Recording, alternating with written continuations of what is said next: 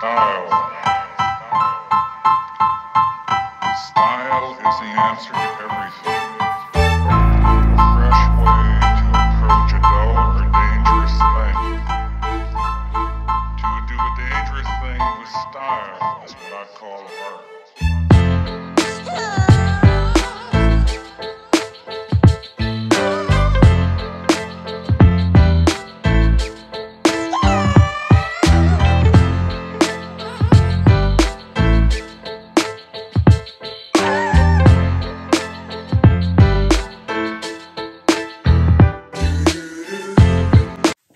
Bonjour tout le monde, j'espère que vous allez bien. On est le mardi 27 décembre 2022 et j'ouvre cette vidéo pour vous parler de mon bilan. Mon bilan livresque qui s'élève à 161 livres lus à ce jour. Je pense arriver à 163 ou 164 d'ici le 31 décembre.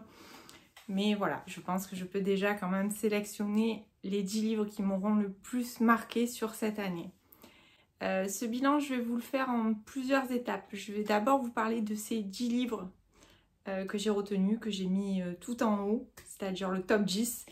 Et ensuite, je vous parlerai quand même d'autres lectures que j'ai faites. Alors, soit des découvertes d'auteurs que je ne connaissais pas avant et que j'ai découvert cette année et qui m'ont quand même beaucoup plu et qui méritent de faire partie de ce bilan.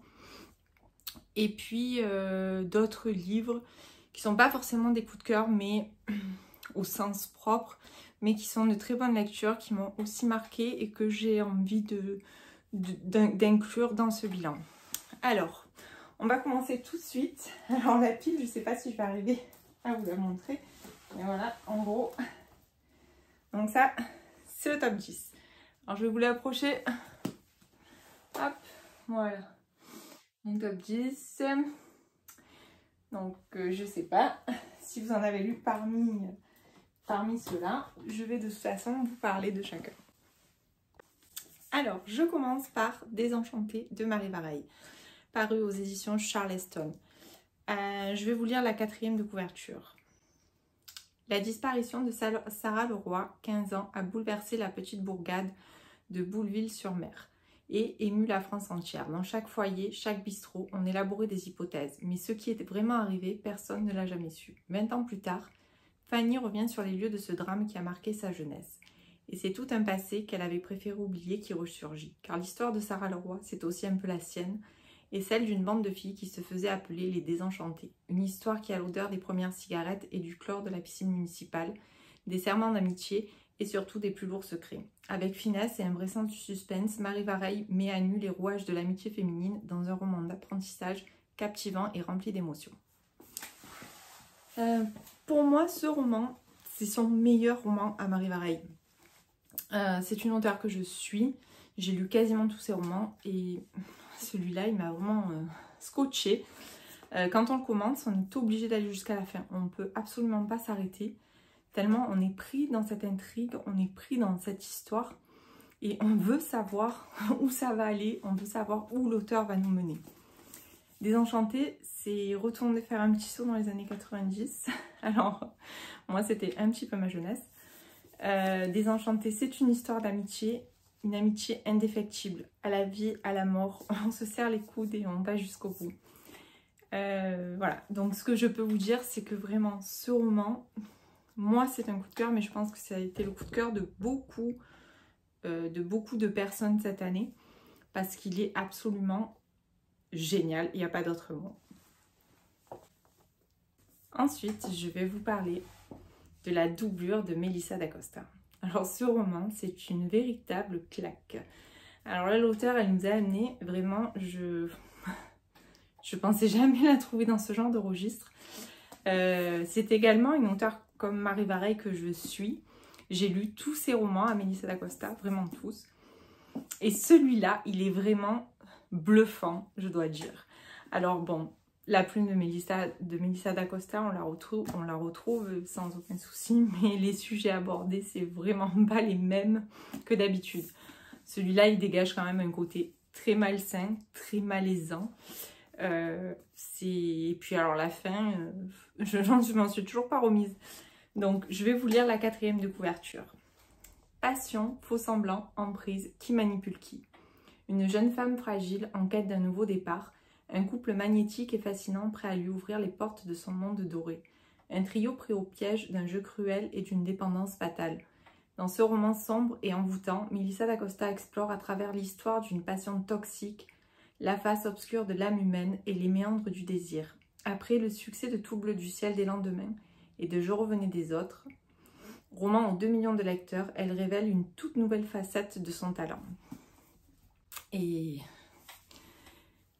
quel roman, mais vraiment quel roman. Alors, autant le dire de suite, on est loin de Tout le bleu du ciel. Ici, on va être dans du sombre, dans du malaisant, dans une histoire qui va mettre certaines personnes mal à l'aise, alcool, sexe et rock'n'roll. Mais pour moi, vraiment, ce roman, il est fantastique. Autant dans la plume, elle maîtrise, on se rend compte vraiment de tout son talent parce qu'elle arrive à maîtriser tous les sujets. Je ne sais pas comment dire, vraiment, elle m'a bluffée avec ce roman. Et j'ai déjà hâte qu'elle sorte le suivant. Voilà. Je ne sais pas si vous l'avez lu ou si vous avez l'intention de le lire. Moi, je peux vous dire, foncez. Même si ça a un côté un petit peu loin de ce... C'est loin de ce qu'on a l'habitude de voir chez Melissa d'Acosta. Mais ça, c'est quand même... c'est génial. Voilà, je n'ai pas d'autres mots. Maintenant, je vais vous parler de La Malentendue de Yolande d'Estremont, paru aux éditions Charleston, qui a remporté le prix de l'héroïne engagée. Alors, je vais vous lire la 4e de couverture. Non, je ne suis pas une femme battue, pas moi. Je repousse cette idée avec force. Je n'ai pas le profil type, je ne suis pas née pour ça. Je refuse qu'on me mette dans cette boîte, celle des victimes. Je n'aime pas les victimes, je n'aime que les héroïnes. Une brillante avocate s'apprête à plaider. Elle sait ce qu'elle a à faire, à dire pour convaincre les jurés et la cour. Sa voix ne tremble pas, elle joue avec les mots et les silences, elle est à sa place. Une patiente est allongée sur un lit d'hôpital, multiples fractures, côtes fêlées, coupures. Sous morphine, elle est incapable de se rappeler ce qui lui est arrivé. Son mari prétend qu'elle est tombée d'une table basse. Ces 2 portraits sont celui d'une même femme, Cécilia, oscillant entre le déni, peur et détresse. Comment échapper au cycle de la violence?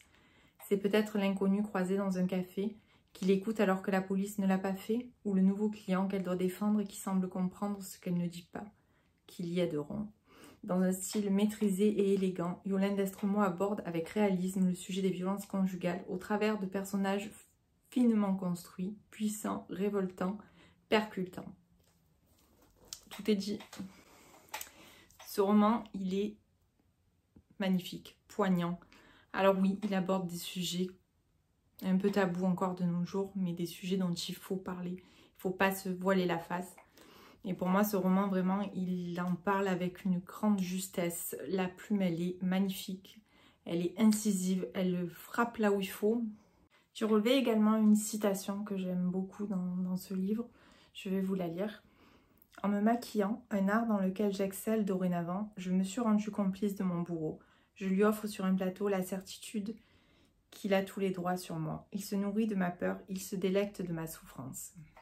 Je trouve que cette situation résume bien la situation de, malheureusement, une femme sur 3 en France aujourd'hui. Et je crois qu'il faut... Je crois qu'il faut vraiment... lire ce genre de roman, mettre ce genre de roman entre les mains de toutes les femmes pour leur montrer qu'il y a toujours une issue et qu'on peut s'en sortir et qu'on n'a pas le droit de se laisser maltraiter par qui que ce soit en fait et d'être sous l'emprise de qui que ce soit. Dans un registre un petit peu identique, alors c'est pas vraiment la même chose mais c'est aussi pareil, c'est un roman engagé, c'est 8 battements d'ailes de Laura Trompette. Je vais vous lire le résumé. Elles sont 8, parmi elles une conductrice de poids lourd sur les routes de France, la porte-parole de la Maison Blanche, une prisonnière en Chine ou encore une orpheline en Inde. A priori tout les sépare et pourtant l'espace de 24 heures, le 24 avril 2020, où le monde semble s'être mis à l'arrêt, leurs destins vont se rejoindre et leur vie irrémédiablement se lier. Un énigme à la sororité qui traverse les âges et les frontières. Alors ici c'est vraiment une chaîne. Une chaîne de soutien entre toutes ces femmes qui, quelque part, même si elles sont à des endroits postées ailleurs, on sent cette sororité qui va les réunir autour quelque part d'une même cause. Et alors c'est vraiment, ce roman, il a une construction qui est vraiment très particulière parce qu'on se demande où c'est que ça va. C'est plein de petits bouts de vie et finalement on se rend compte que tous ces petits bouts de vie, petit à petit, s'emboîtent les uns dans les autres. Déjà, moi j'adore la plume de Laura Trompette. C'est une plume qui me laisse pas du tout indifférente. J'avais lu déjà La Révérence de l'éléphant l'année dernière qui était paru aussi aux éditions Charleston. Et j'avais eu un vrai coup de cœur pour ce livre que je trouvais tellement puissant. Et celui-là, c'est pareil. Voilà, Laura Trompette, elle nous donne des romans à chaque fois qui sont sur des thèmes différents, sur des sujets différents, mais des romans qui vont percuter, qui vont nous toucher, qui vont taper là où il faut. Je peux que vous conseiller pareil ce roman. Pour moi, il est vraiment dans mon top 10 de l'année et il fallait que je vous en parle. Alors, le roman suivant, c'est Pour l'honneur de tous les miens. Je ne sais pas si vous voyez bien. Hop, ça a du mal à... Pour l'honneur de tous les miens. D'Amanda Shekmandor, paru aux éditions Faubourg Marigny. Alors, si vous me suivez sur Instagram, vous savez que cette année, j'ai l'immense honneur de faire partie des flamboyantes de la maison Faubourg Marigny. Et alors ça, vraiment, pour moi, c'était une très bonne nouvelle qui a rempli cette année. Et je suis tellement contente de pouvoir parler de leur roman et de les découvrir en avant-première. Alors celui-là, je ne l'ai pas découvert en avant-première. Celui-là, je l'ai acheté parce que quand j'ai vu le résumé, j'ai craqué direct. Mais vraiment, je peux vous dire qu'il est... Hop, j'essaye de vous le montrer bien. Voilà, celui-là, il faut le lire. Donc, je vais vous lire la 4e de couverture. Philadelphie, 1906. Alma Mitchell est brutalement rappelée à son passé par un article de journal. Un agent fédéral a été assassiné et le suspect est un de ses amis d'enfance, Henry Muscat. Harry, ou Askew, ainsi qu'Alma l'a toujours appelé, était l'élève le plus prometteur de l'école dirigée par le père d'Alma, à la Stover School. Créée à la suite des guerres indiennes, cette institution avait pour vocation d'aider l'assimilation des enfants des réserves voisines. Sans aucune bienveillance, ceux-ci étaient privés de leurs racines, leur langue, leurs us et coutumes, et même leur nom, laissant ainsi leur héritage sur le bord de la route. Alma y était la seule élève blanche, à la demande de sa femme. Stewart, le mari d'Alma, avocat, accepte de défendre Askew. La jeune femme est persuadée que le brillant et courageux petit garçon qu'elle avait bien connu ne peut pas avoir tué quelqu'un de sang-froid. Mais elle découvre qu'Atsu est devenu un homme froid et aigri d'être un paria dans un monde blanc et un fantôme dans le sien. Déterminée à l'aider malgré tout, Alma va devoir replonger au cœur de sa propre histoire et voir révéler de douloureux secrets, des secrets cachés à tout le monde, notamment à son époux. Alors ce roman, il est dur, ça aborde quand même des sujets qui sont très compliqués. De quel droit on va priver quelqu'un de sa culture, de lui imposer de ne plus parler sa langue, essayer de le convaincre que tout ce qu'il faisait avant c'était pas bien et que maintenant il faut qu'il fasse comme ça parce qu'on a décidé que c'était mieux. C'est très dur en fait, c'est une époque que je connaissais pas beaucoup, j'avoue, c'est pas une époque que j'ai beaucoup lue, à laquelle je me suis beaucoup intéressée. Et ce livre m'a vraiment donné envie par contre d'en savoir plus, d'en découvrir plus. Ce que je peux vous dire, c'est que la plume de l'auteur, elle est magnifique. Elle aborde tout ça, elle décrit tout ça avec une grande justesse. Le personnage d'Alma, il est très intéressant parce qu'on la voit évoluer en fait. Il y a une double temporalité dans le roman, donc il nous fait voir Alma quand elle était jeune et Alma adulte qui va défendre Askew, pardon. Donc voilà, le personnage est intéressant, l'histoire est très bien tournée et je pense que ce roman est vraiment très fort. Je vous le conseille vivement. Si vous aimez les romans historiques, il vous plaira forcément. Alors ensuite, je vais vous parler de La vie qu'on m'a choisie. d'Hélène Marie Wiseman. Alors celui-là, honnêtement, je vais être franche avec vous, j'ai pleuré. Voilà, celui-là, il m'a fait pleurer. Je vais vous lire la 4e de couverture. État de New York, 1931. Depuis sa naissance, il y a 9 ans, jamais Lily n'a vu la lumière du jour. Ce grenier de Blackwood Manor, l'élevage de chevaux, là-bas par la lucarne, voilà tout ce qu'elle connaît du monde. Bientôt, pourtant, elle en partira, vendue par sa mère à des fourrains. C'est une nouvelle cage qui l'attend. Long Island, 1956. Julia, elle aussi, a fui la prison du manoir. Elle en hérite aujourd'hui avec ses mystères, ses tragédies et ses indicibles secrets.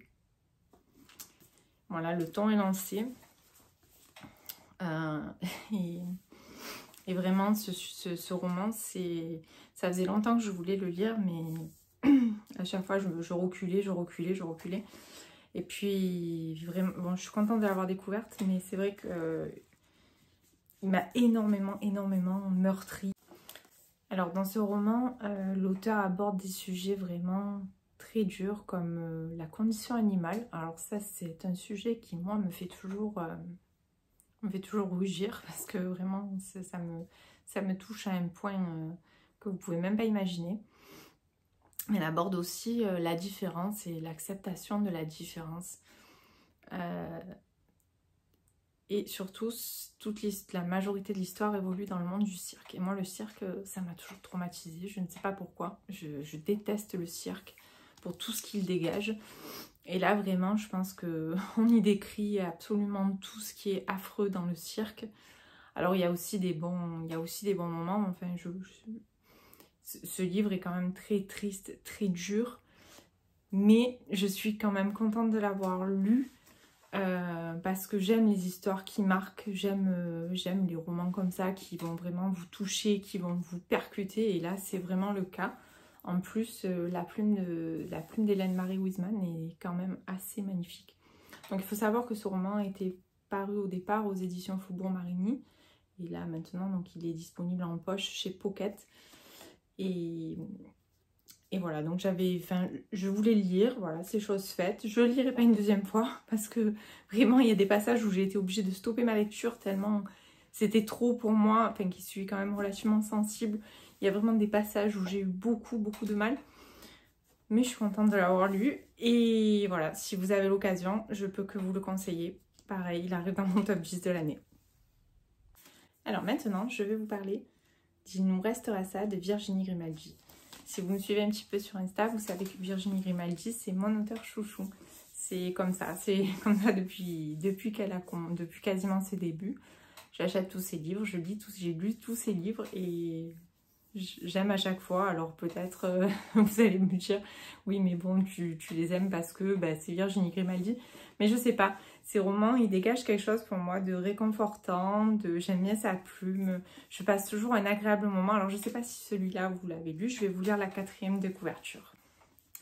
À 33 ans, Iris trimballe sa vie dans une valise. Théo, 18 ans, a peu de rêves car ils en foutent partout quand ils se brisent. À 74 ans, Jeanne regarde son existence dans le rétroviseur. Rien ne les destinait à se rencontrer. Quand le hasard les réunit sous le même toit, ces 3 êtres abîmés vont devoir apprendre à vivre ensemble. La jeune femme mystérieuse, le garçon gouailleur et la dame discrète se retrouvent malgré eux dans une colocation qui leur réserve bien des surprises. C'est l'histoire de 3 solitudes qui se percutent, de ces rencontres inattendues qui sonnent comme des évidences. Pour moi, voilà, Virginie, elle a toujours les mots qu'il faut. Elle me fait passer du rire aux larmes en une seule phrase. Je sais pas comment vous dire. Je suis... Alors peut-être effectivement, je me suis attachée à cet auteur au fil des années. Mais sûrement. Mais dans tous les cas, ça ne change pas mon point de vue. Pour moi, c'est une valeur sûre. Virginie Grimaldi, ça sort, j'achète.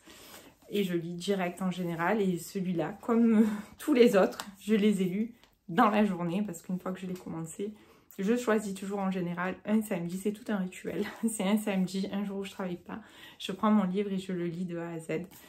Et j'en sors toujours avec une larme au coin de l'œil et un petit sourire au coin. Voilà, c'est comme ça. Alors maintenant, je vais vous parler des cendres sur tes mains. Alors celui-là, je viens tout juste de le lire. Je vous en ai parlé dans ma vidéo de présentation. Je vais vous lire la 4e de couverture. Angleterre, fin 19e, une jeune orpheline recueillie par un étrange tuteur, un manoir lugubre prenant racine au cœur de la forêt, des amours scandaleuses, des portes qui s'ouvrent et d'autres qui restent closes, une partie d'échecs qui s'éternise. Au-delà des apparences, la danse peut s'avérer macabre. Voilà, le temps est lancé. Comme je vous l'ai dit, c'est un énorme coup de cœur. C'est paru aux éditions Hurlevent. Et Nora Lake, elle s'est surpassée dans ce roman. Vraiment, c'est voilà, pareil, comme je vous ai dit dans ma précédente vidéo, foncez, achetez ce livre, lisez-le. Vous ne serez pas déçus si vous aimez toutes ces ambiances un peu mystérieuses, intrigantes, un peu sombres. Ben celui-là, ce roman, il est fait pour vous. Alors maintenant, je vais vous parler de Tout ce que le cœur n'oublie jamais, paru aux éditions Charleston de Kelly Rimmer. Je vous lis la 4e de couverture. Depuis la naissance de son 2e enfant, la vie d'Alice a complètement basculé. Face à ce garçon qui ne sera jamais comme les autres, tout le reste passe en second plan, y compris sa fille aînée et son mari.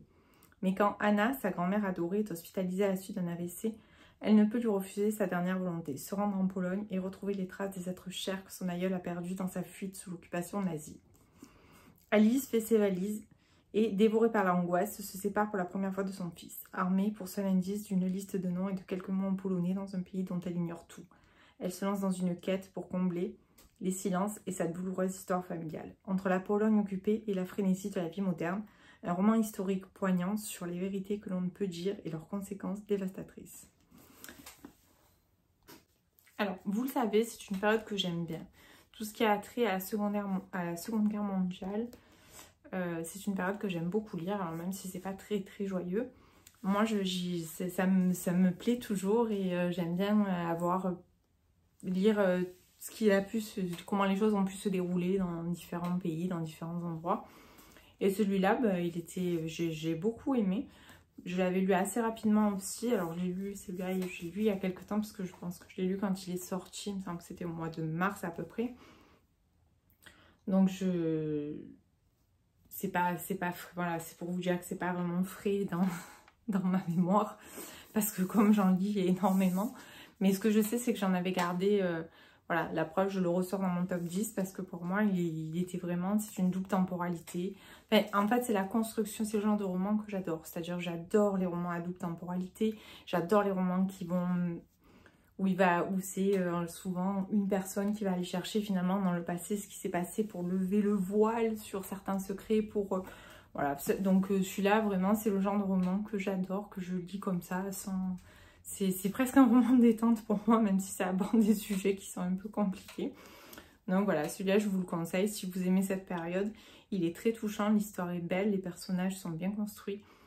Voilà, c'est une très bonne lecture. Et bien sûr, je ne peux pas faire un bilan sans parler de Clarissa Bard. Alors, Clarissa Bard, c'est la reine de la double temporalité. Clarissa Bard, elle nous fait voyager dans les époques, dans le temps, avec des personnages qui sont toujours ultra touchants. Clarissa Bard, voilà, c'est un peu comme Virginie Grimaldi. Ça reste, c'est ma lecture, c'est le roman que j'attends tous les ans. Alors, je vais vous lire la 4e de couverture. Donc ici, c'est Le souffle des rêves, paru aux éditions Charleston. New York, 1987. Coincée entre un travail de chroniqueuse musicale qui ne lui convient plus et un mari qui voudrait la voir abandonner sa carrière pour devenir mère, Abigail Odell a besoin de souffler. Alors qu'elle n'est pas retournée en Irlande depuis l'enterrement de sa grand-mère Lucie, Abby s'envole vers la terre de ses ancêtres dans l'espoir que ce retour aux sources lui permettra d'obtenir des réponses sur son passé familial troublé et de se rapprocher enfin de sa mère qu'il a abandonnée enfant. C'est en découvrant des cassettes audio enregistrées par Lucie peu de temps avant sa disparition qu'Abby va faire un bond dans le temps et revenir au début du siècle. Car tout a commencé lorsque la jeune Lucie a pris le bateau pour New York. Alors, avant de lire celui-ci, par contre, je vous conseille de lire La femme au manteau violet. Parce que, alors c'est pas vraiment une suite, mais ça se recoupe et c'est mieux de les lire dans l'ordre. Enfin, moi, je suis très à cheval sur ça, c'est-à-dire que je lis toujours dans l'ordre. Souvent même pour certains auteurs, je commence toujours par le premier livre qu'ils ont publié, même si c'est pas des suites. J'aime bien faire les choses comme ça dans l'ordre pour voir la plume évoluer, pour rien manquer, pour pas être spolié si comme là par exemple, les histoires se recoupent. Donc voilà, dans tous les cas, Clarisse Sapard pour moi c'est une valeur sûre et je ne peux que vous conseiller de découvrir ces romans si vous ne les connaissez pas encore. Je vous ai présenté mon top 10 et maintenant je vais aussi vous parler de certains livres qui m'ont marqué aussi, de certaines sagas que j'ai découvertes cette année, alors des fois un peu après les autres, comme les 7 sœurs par exemple, qui je sais sorties depuis quelques années mais qui traînaient dans ma palle et que j'ai enfin lu cette année. Alors j'ai lu quasiment la totalité des tomes sauf le tome 7 que je me réserve début 2023 en attendant le dernier, le final, celui qui va tout nous dévoiler. Et puis j'ai aussi quelques new romances que j'ai lues cette année qui ont été des coups de cœur pour moi, que j'ai beaucoup aimé. Donc voilà, je vais vous présenter tout ça, sans oublier la partie thriller bien sûr, des auteurs que j'ai découverts parce que je démarre un petit peu dans les thrillers. C'était pas ma lecture de prédilection jusqu'à maintenant et ça le devient. Donc j'en ai de plus en plus dans ma palle, j'en lis de plus en plus et surtout je prends de plus en plus de plaisir à les lire. Donc je vous présente tout ça. Alors je vais commencer par Blackwater. Alors, soit vous vivez sur notre planète, soit vous avez forcément entendu parler de Blackwater. Tout le monde en a au moins entendu parler. Je ne dis pas que tout le monde l'a lu, mais tout le monde en a entendu parler. Alors cette saga, elle est vraiment très particulière. Je vais vous lire la 4e de couverture. Alors que les flots sombres et menaçants de la rivière submergent Perdido, une petite ville du sud de l'Alabama, les Casquets, une riche famille de propriétaires, doivent faire face aux innombrables dégâts provoqués par la crue. Menée par Mary Love, la puissante matriarche, et par Oscar, son fils dévoué, le clan s'apprête à se révéler, mais c'est sans compter sur l'apparition aussi soudaine que mystérieuse d'Elinor d'Amber, jeune femme séduisante au passé trouble, dont le seul dessein semble être de s'immiscer au cœur de la famille Casquet. Alors, c'est une fresque familiale, il y a 6 tomes, ça traverse les époques. Alors, il ne se passe pas énormément de choses en fait, on suit l'évolution de cette famille, c'est vraiment autour de la famille Casquet essentiellement. Ça traverse les époques, on traverse en même temps toute la période historique donc, des États-Unis à cette période-là. Mais voilà, il y a un truc d'ultra addictif et pourtant c'est pas... Il n'y a pas vraiment d'action en fait, mais quand on commence on ne peut plus s'arrêter. Cette saga, elle vous tient... Enfin, moi, elle m'a tenue, je les ai lus quasiment tous d'affilée. Une fois, parce que j'ai attendu que... En fait, pour la commencer, j'ai attendu que le dernier sorte. Parce que moi, j'aime bien... Alors après, quand je suis prise dans une saga comme ça, des fois, j'aime bien... Surtout là, c'est vraiment... Au final, c'est 250 pages à chaque fois. Donc, j'aime bien les enchaîner tous d'un coup. Alors, il y a un truc quand même dans ce livre. Alors, bon, Elinor, elle est assez particulière, mais je ne veux pas vous en dire plus. En fait, cette saga, elle mélange historique, saga familiale, un peu de surnaturel, un peu de fantastique. Enfin, c'est un mélange des genres, vraiment, on ne peut pas la classer. Et puis voilà, c'est surtout qu'il y a un matriarcat assez important dans cette saga. Les hommes, ils n'ont pas trop de place. Ils ont juste le droit de se taire. Enfin, moi, j'ai adoré cette saga. Et voilà, je sais qu'elle a fait un peu la hype et que certains sont un peu réticents. Alors c'est vrai qu'il ne se passe pas énormément de choses, mais voilà, cette saga, j'ai adoré. Voilà, je l'ai dévorée, j'ai dévoré les 6 tomes et je m'en rappelle et voilà, je regrette vraiment pas du tout d'avoir cédé à la hype Insta quelque part. Mais voilà, si vous avez l'occasion de la découvrir, n'hésitez surtout pas. Et puis surtout, n'ayons pas peur, enfin les couvertures, elles sont juste magnifiques. Je ne sais pas si vous les voyez bien. Voilà, les couvertures, elles sont vraiment ultra travaillées. Et une fois que vous avez terminé le volume, quand vous regardez en fait la couverture, il se passe des choses. On retrouve plein de petits points, de choses qui se sont passées dans l'histoire. Donc voilà, comme je vous en parlais, la saga des 7 sœurs de Lucinda Riley. Alors normalement paru aux éditions Charleston. Moi j'ai la collection en livre de poche. Cette saga elle est géniale. Bon après Lucinda Riley ça reste aussi une valeur sûre. Alors j'adore, comme je vous l'ai dit déjà, j'adore les romans à double temporalité. J'adore les sagas familiales qui mélangent un peu les époques, où il faut aller chercher un petit peu les secrets de tout le monde. Ça c'est vraiment un truc que j'apprécie. Donc je ne vais pas vous présenter la saga des 7 sœurs parce que je pense que tout le monde la connaît. Donc c'est pas la peine que je vous lise la 4e de couverture. Mais voilà, si vous ne l'avez pas encore découverte, cette saga vraiment elle vaut le coup. Comme je vous ai dit, moi je me suis arrêtée là au tome 6. Il me reste le tome 7 à lire en attendant la sortie au mois de mai du dernier tome. Tome 8 qui va nous révéler quelque part tout le mystère autour de ce mystérieux Passalt qui a adopté toutes ses filles aux 4 coins du monde. Alors, comme je vous l'ai dit, je lis plein de styles différents. Et il m'arrive de lire de la new romance, j'en lis même, ça dépend, c'est par période en fait, vous verrez au fil des mois, vous vous rendrez compte qu'il y a des périodes où je vais être à fond sur quelque chose et puis d'un coup, paf, je passe à un autre style et ainsi de suite et puis c'est souvent comme ça. Cette année, j'ai lu la saga des Campus Driver de C.S. Kill. Alors cette saga, elle est géniale, voilà. C'est pas des livres où vous avez besoin de réfléchir, c'est des livres, pour moi c'est vraiment la lecture détente, la lecture qui va me faire rire, qui va m'amuser, qui va me raconter des histoires un peu touchantes. Alors je sais pas si vous la connaissez celle-là de saga, mais honnêtement allez-y, foncez, vous serez pas déçus. Et j'ai lu également celle-ci, alors j'avais lu le tome 1 en décembre 2021 à sa sortie et j'attendais avec impatience le tome 2 qui est tout aussi bien.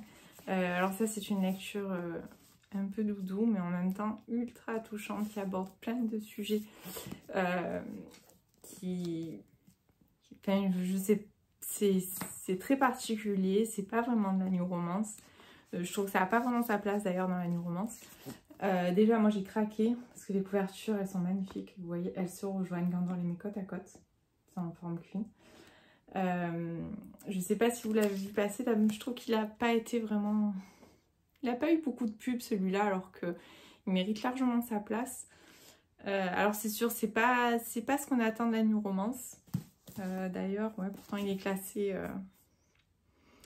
Voilà, il est classé romance psychologique. Voilà, bon, c'est une belle histoire. Une histoire d'amour, une histoire d'amitié. Voilà, si vous avez l'occasion que vous aimez ce style de roman, découvrez-le. Franchement, il est vraiment sympa. Alors, dans un tout autre registre, j'ai lu cette année la saga Vampiria de Victor Dixon. Alors, j'ai lu les 3 tomes. Donc, il y a La Cour des Ténèbres, La Cour des Miracles et La Cour des Ouragans. Alors, c'est une uchronie. Cette saga, enfin après c'est classé roman jeunesse ou young adulte je crois.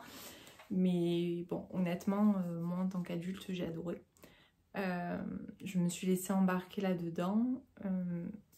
Alors en fait l'histoire c'est... Imaginons que le roi... Alors c'est le roi... Alors attendez que je vous dise pas de bêtises parce que... Le roi Soleil, c'est un vampire. Et oui, voilà.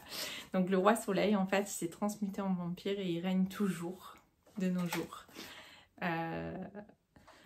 Il se nourrit, bien sûr. Alors, on a toujours cette histoire, enfin, ce classement qu'il y avait à l'époque dans la société avec les nobles. Voilà, mais du coup, maintenant, les nobles, c'est les vampires. Et puis, petit à petit, on descend et on se nourrit du sang, en fait.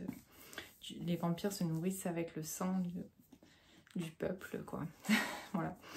Mais vraiment, niveau imagination, chapeau. Et c'est ultra addictif. Une fois qu'on a commencé, ben, on a envie d'aller jusqu'au bout. Alors moi, mon tome préféré, c'est le tome 2. C'est La Cour des Miracles. Après, les autres sont bien aussi. Hein, attention, c'est pas ça que je veux dire. Mais voilà, c'est celui où j'ai pris le plus de plaisir. Et si vous avez l'occasion et que vous n'avez pas peur de vous dire je vais lire un peu de young adulte, franchement foncez parce que cette saga elle est vraiment excellente. Alors je vous remercie. Voilà, ça sera tout pour mon bilan de 2022. Je joindrai, je pense, à la vidéo un petit graphique chiffré parce que je suis très tableau, je compte tout. Ben, en fait, c'est pour m'y retrouver, hein, parce que si je compte pas, si je note pas tout, je suis incapable de me retrouver dans tout ce que je lis. Voilà, j'ai pas inclus de thriller du coup dans mon bilan parce que je pense que je ferai une vidéo à part. Comme c'est un univers que je découvre, que j'ai découvert récemment en fait. J'ai commencé à lire mes premiers thrillers réellement l'année dernière. Donc je suis pas très expérimentée. Et voilà, mais c'est un univers donc, que je découvre avec beaucoup de plaisir. Et je me rends compte que j'aime de plus en plus lire des thrillers. Et surtout des thrillers psychologiques. Voilà, donc je découvre un petit peu les auteurs et je repars souvent à zéro, c'est-à-dire que j'aime bien suivre, comme je vous disais, l'ordre de parution, donc chronologiquement. Surtout que souvent on se rend compte en fait que dans les thrillers, il y a vraiment une chronologie à respecter par rapport aux personnages. Alors même si c'est pas des suites, il y a quand même cette vie du personnage qu'on aime bien quand même découvrir. Notamment j'ai vu ça avec Franck Thiliez et la série Charcot, où c'est bien de commencer dès le départ pour bien prendre la mesure de... Enfin, bien prendre connaissance en fait de la psychologie du personnage. Donc je vous en parlerai dans une vidéo à part que j'essaierai de vous faire d'ici le début d'année. Voilà, ben merci beaucoup, j'espère que ma vidéo vous a plu. N'hésitez pas à venir commenter, liker, partager et vous abonner à ma chaîne si cela vous plaît. Voilà, j'espère que j'arriverai à monter cette vidéo un petit peu mieux que la précédente et que, voilà, que ça vous plaira. Et je sais que je suis pas très à l'aise et que ça doit certainement se ressentir, mais je pense m'améliorer peut-être avec le temps. Voilà, en tout cas, merci et je vous souhaite une belle journée et je vous dis à très vite.